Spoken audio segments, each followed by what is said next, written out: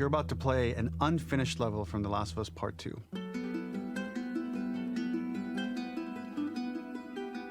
The reason we added this section is there are a few sequences, and we picked the 3 of the best ones, that we cut from the game. You know, often we build a game that's much bigger than what ends up being the final product.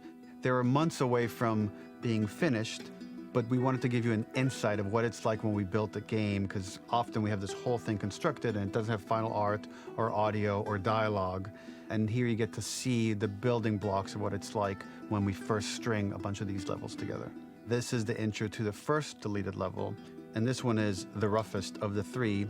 We wanted to show more of how Jackson operates. So this is the festival where Ellie ultimately kisses Dina. This sequence would have come very late in the game as a flashback sequence while you're in the farm with Dina. And we wanted to show what is the rest of Jackson doing, and wanted to put on the stick, make it interactive. So you could see when you're outside, there are all these almost like carnival games that you can play. You could mix drinks, you could play with these kids that are playing a sort of clicker Marco Polo, sit down and listen to conversations. And all the different interactions were first or second pass, very, very early passes. The building blocks are there, but nothing is final. And ultimately, while we were very excited by this sequence, it's pretty fun and lighthearted. It just slowed things too much as we're barreling towards the end of the story at this point. So again, reminder, rough, missing audio, missing animation, missing gameplay tweaks, missing dialogue, but pretty representative of what it would have been. So enjoy.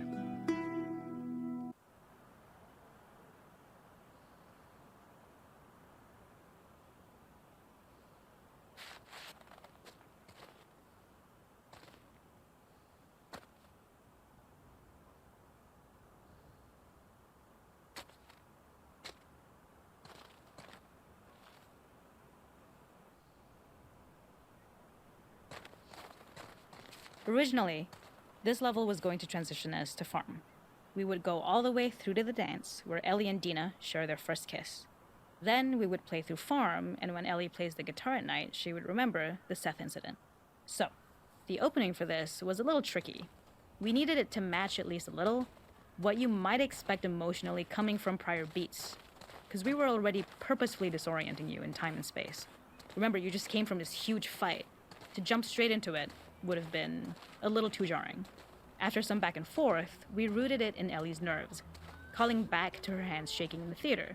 But this time, for a much more innocuous reason we'll find out later. She's nervous because she has a crush on Dina, who is the only reason why she's here at the dance. Something we really wanted to do was highlight the way their lives had turned upside down since she went down this path. We had this idea of recontextualizing all of our usual gameplay mechanics that were designed for really violent ends.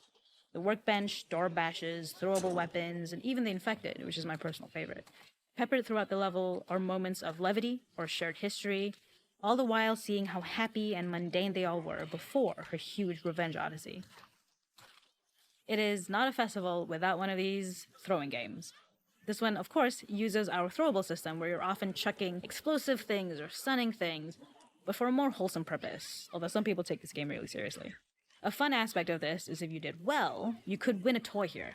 Ellie would place it in her pocket. If you had done this, you'd find the toy with JJ, the baby, later back at the farm. When we cut this, the toy made it through anyway because it was so cute. It is the same one you see on the tractor at the farm. Ollie the elephant.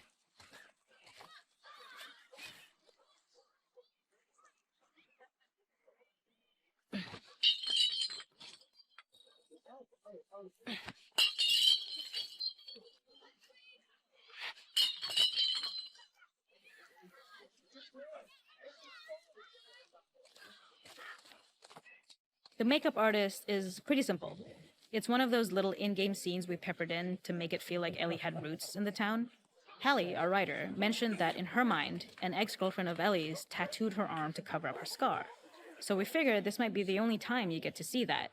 We wanted to hint at it and allude to it and make it feel like there had been so much more that had been happening and so much more that Ellie threw away.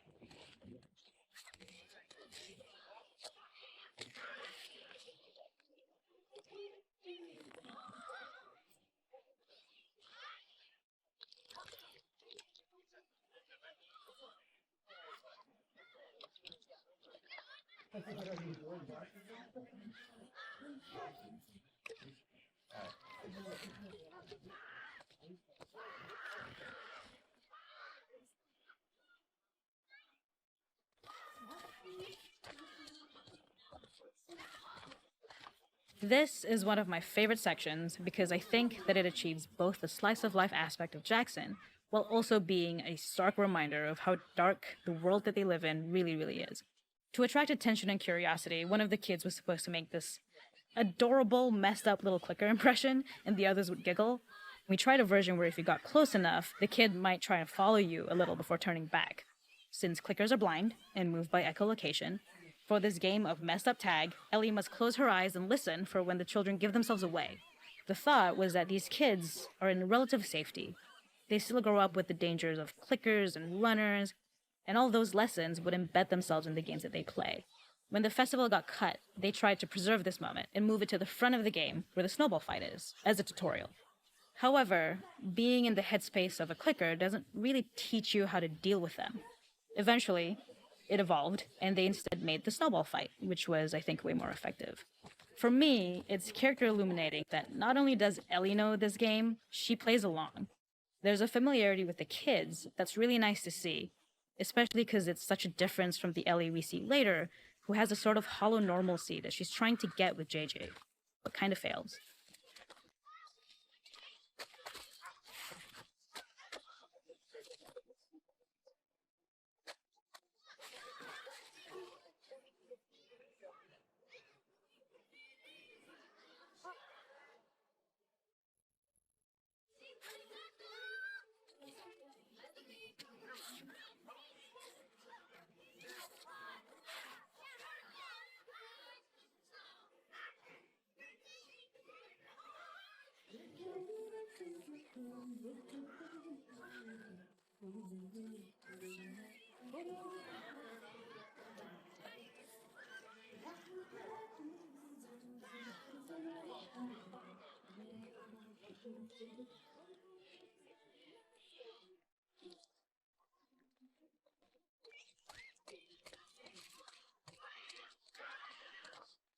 There's a hidden spot at the back that was just a bit of fun.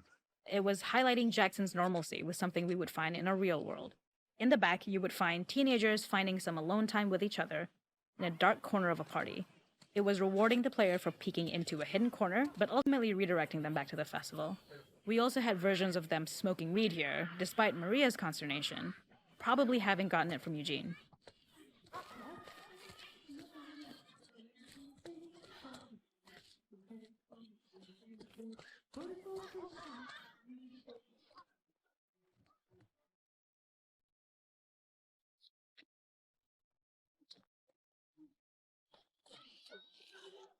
We use our workbench a lot to make a lot of things that kill and maim and hurt people. Here, we had the silly idea of using the same feel, harkening back to the same animations, using the exact same UI to instead fix a drink. Like the workbench, you could pick your base, and then you could add something to it. And at the time, we had some different reactions from Ellie based on how strong you chose to make the drink. Something we wanted to prototype, though, before it got cut, was picking up some ingredients around to add, like a lime or maybe a bottle of someone's favorite whiskey or salt, like you were earning upgrades. We also toyed with having Ellie carry around the drink you made and occasionally sip it, psyching herself up to go talk to Dina inside because she's nervous. It got too noodly though, because she would need to keep placing it somewhere before she did anything, so it would have ended up more trouble than it was worth.